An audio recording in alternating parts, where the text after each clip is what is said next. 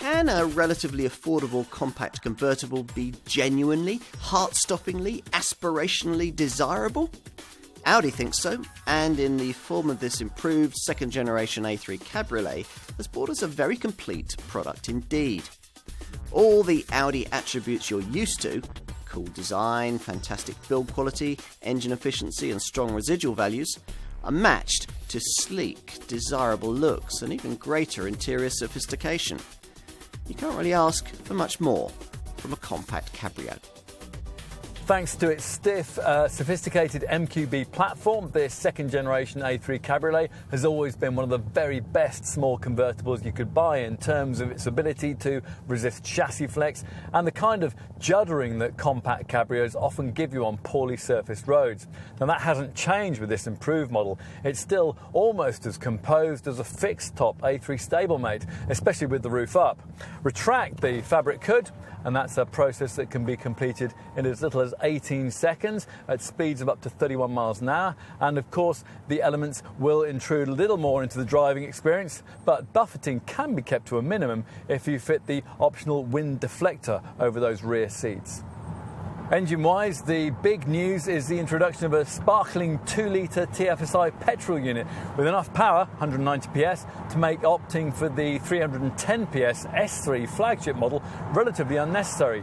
Diesel buyers choose between 1.6 and 2-litre TDI units, the latter available with either 150 or 184 PS. Here, though, we're trying the 150 PS 1.4-litre TFSI petrol variant, which uses clever cylinder-on-demand technology to return impressive efficiency figures: 58.9 miles per gallon on the combined cycle and 110 grams per kilometre of CO2.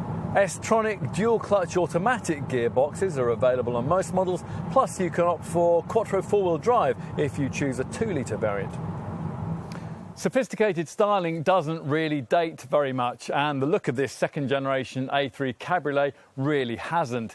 It's certainly a much more elegant thing than its pre-2014 first-generation predecessor was, and as before, is based on a stiff but impressively light Mqb platform that plays a major part in allowing this A3 to weigh in at significantly less than its closest rivals.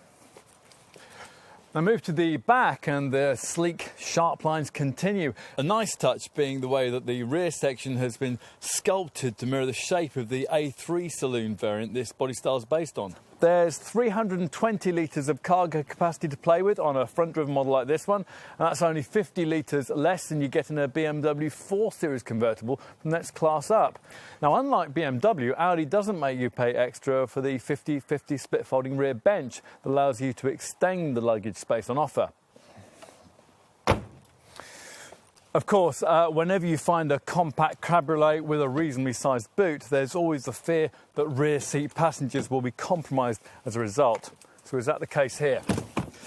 Well, yes and no. I mean, it certainly isn't what you call spacious back here, but then no car in this class is. What's undeniable, though, is that basing this second-generation design on a longer wheelbase has freed up a little more space for knees, shoulders and legs. Plus, it also helps that the two main seating positions are sculpted into a comfy shape. Time, though, to get to the part of this car that Audi does really well, the front of the cabin. The defining feature of the dash remains these 4 air vents, styled to look like miniature jet engines and made up of no fewer than 30 individual parts, including bright metal outer rings that are shaped for perfect grip.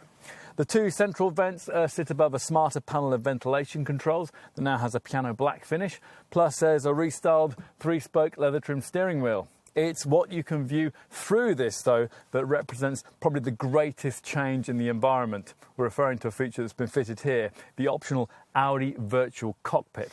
It's a pity you have to pay extra for it, but if you can, you'll get yourself a real cabin talking point. The setup replacing the entire instrument binnacle with a 12.3-inch colour TFT screen that's fully digital and customizable, with smart 3D graphics and highly detailed effects. Anything this setup can't tell you will almost certainly be covered by the slimline MMI infotainment display that glides out from the top of the dashboard to deal with audio, informational and phone-orientated functions that you can prompt via this chrome-edged rotary controller in front of the gear stick. The retracting screen is now 7 inches in size across the range and now works as standard with the useful Audi smartphone interface that, through Apple CarPlay and Android Auto smartphone connectivity, allows everything you access on your handset to be duplicated onto the slide-out monitor. In summary then, provided you don't enter the purchasing process with unrealistic expectations that this model will be mainstream brand affordable or some kind of sports car, it's hard to see how you could be disappointed by what's on offer here. The A3 Cabriolet has matured. It's got a little more Vorsprung durch Technik, and the compact convertible class retains a very impressive benchmark.